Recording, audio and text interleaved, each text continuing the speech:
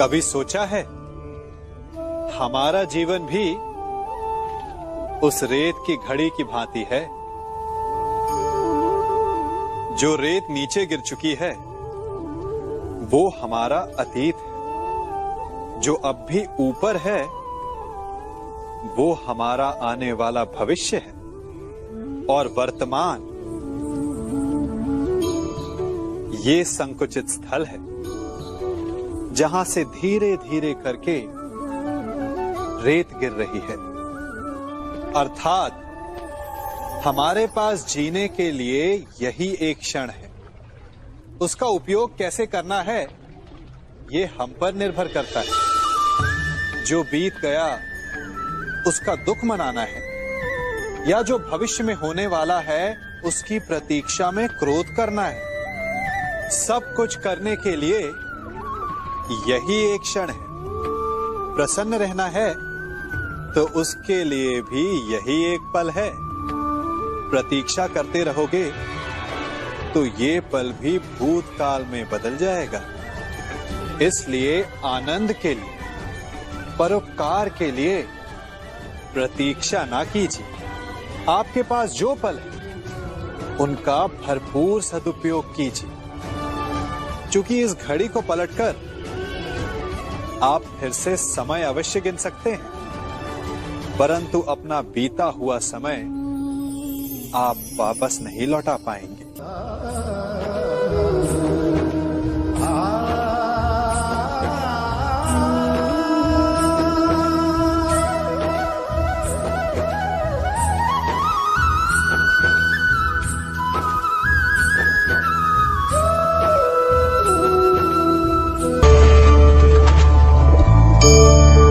इन पक्षियों को देख रहे हैं आप? इनका उड़ना वायु में इतना संतुलन मुक्त कर देता है ना? इन्हें उड़ते देख आपके मन में भी इच्छा होती होगी कि इन्हीं की भांति आप भी स्वतंत्रता से उड़ पाएं। ईर्ष्या होती है ना जब आप इन्हें खुले आकाश में ऐसे विचरण करते देखते हैं।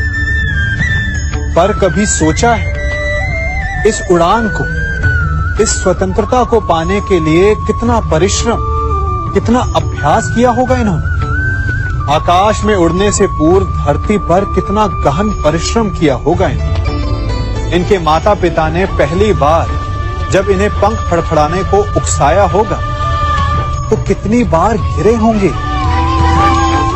पहली बार वायु में उड़ते समय कितना भय लगा होगा इन्हें? अपनी पहली उड़ान के पश्चात धरती पर उतरते समय गिरकर कितनी चोट खाई होगी।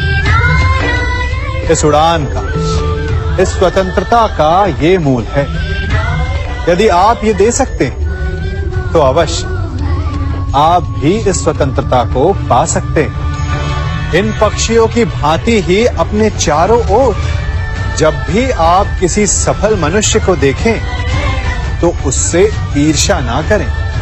उसके परिश्रम और पीड़ा को समझने का प्रयास करें जो उसने यहां तक पहुंचने में पाई है। प्रेरणा लें, प्रयास करें और स्वयं भी सफल हो जाएं। हम सभी अपने जीवन में कोई ना कोई कार्य करते हैं। कार्य करते हैं तो थकान की अनुभूति होती है, और यदि थकान ना उतरे तो कार्य करने का मन नहीं करता। हम आशा करते हैं कि कदाचित एक दिन में 24 के स्थान पर 26 घंटे होते तो आराम करने के लिए हमें और अधिक समय मिल जाता। हमें ऐसा अनुभव होता है कि हम बहुत अधिक कार्य कर रहे हैं, है ना? परंतु क्या आपने कभी सोचा है कि जो लोग संसार में सफल हैं उनके पास भी सफल होने के लिए दिन में केवल 24 घंटे थे? तो फिर वो सफल क्यों हैं? इसका एक छोटा सा रहस्य है। वो कार्य चुनते हैं जो उन्हें प्रिय है, जिसे करने में उन्हें आनंद आता है। उन्हें लगता ही नहीं कि वो कार्य कर रहे हैं, उन्हें लगता है कि वो प्रतिपल आनंद मना रहे हैं। और जब आप आनंद मनाते हैं तो थकान कैसी? इसलिए यदि आप जीवन में कोई भी कार्य करें तो वो आपके मन को भाना चाहिए, या जो कार्य आप कर रहे हैं उसे अपने मन को भा देने दो। सफलता आपको मिलेगी। मैं क्या कर रहा हूं?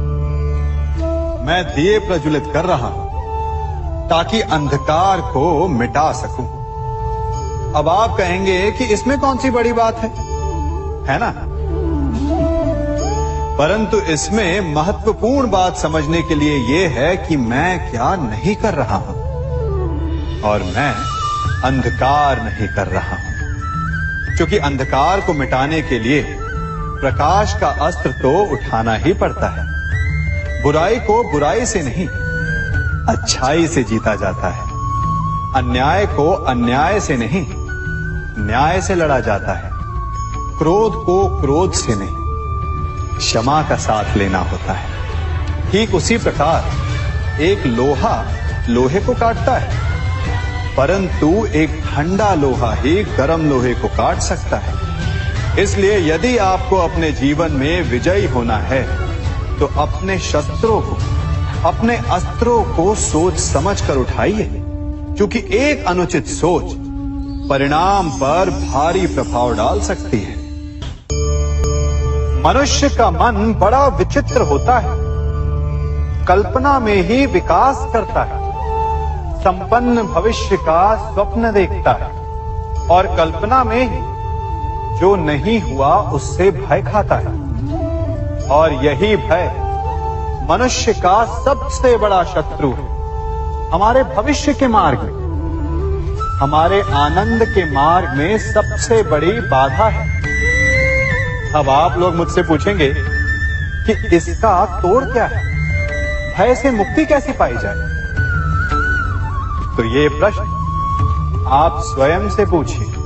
तनिक सोचिए, जब आप एक सुंदर भविष्य की कामना करते हैं तो उसे पाने के लिए आप परिश्रम करते हैं ना? ठीक उसी प्रकार भय से मुक्ति पाने के लिए आप उससे लड़ जाएं, और उसका निवारण आपको स्वतः ही मिल जाएगा। इसलिए जब भी भय आपको सताए तो उससे भागे नहीं, उससे घबराए नहीं, क्योंकि भय का काम ही होता है आपको भयभीत करना। इसलिए जब भी भय आप पर आक्रमण करे तो आप भी उस पर पहले ही आक्रमण कर देते। कभी किसी पक्षी को घोंसले की नींव बनाते देखा है? अथक परिश्रम करके तिनका तिनका बिटोर कर वो पक्षी अपना घोंसला बनाता है, अपनी संतान के लिए एक सुरक्षित घर बनाता है। और फिर कहीं से तीव्र आंधी आती है, भारी वर्षा होती है, और उसका घोंसला तिनका तिनका करके बिखर जाता है। फिर वो पक्षी क्या करता है? वो रोता नहीं, ना ही विलाप करता है।